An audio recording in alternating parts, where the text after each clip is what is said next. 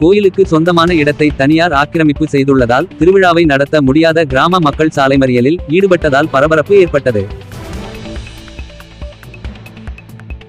காஞ்சிபுரம் மாவட்டம் ஸ்ரீபெரும்புதூர் ஒன்றியம் வடமங்கலம் ஊராட்சியில் ஆடி மாதத்தை முன்னிட்டு அருள்மிகு ஸ்ரீ துலுக்காத்தம்மன் ஆலயத்தின் கோவிலில் திருவிழா நடத்த அந்த பகுதி பொதுமக்கள் முடிவு செய்துள்ளனர்.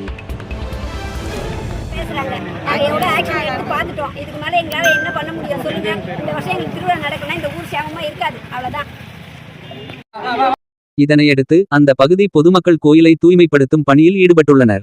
அப்போது கோவில் இடத்தை ஆக்கிரமித்துள்ளதாக கூறப்படும் தனிநபர் காவல்துறைக்கு தகவல் கொடுத்துள்ளார்.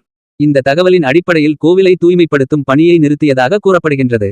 இதனையடுத்து கோவிலுக்கு திருவிழா நடத்துகின்ற அப்பகுதி மக்கள் 50க்கும் மேற்பட்டோர் சாலை மறியலில் ஈடுபட்டதால் பரபரப்பு ஏற்பட்டது.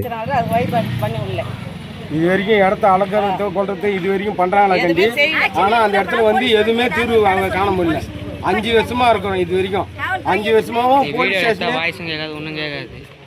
தகவல் அறிந்து வந்த வட்டாட்சியர் மற்றும் காவல்துறையினர் மறியலில் ஈடுபட்டவர்களிடம் பேச்சுவார்த்தை நடத்தியதை தொடர்ந்து பொதுமக்கள் சாலை மறியலை கைவிட்டு கலைந்து சென்றனர். இதனால் அந்த பகுதியில் சிறிது நேரம் பரபரப்பு ஏற்பட்டது.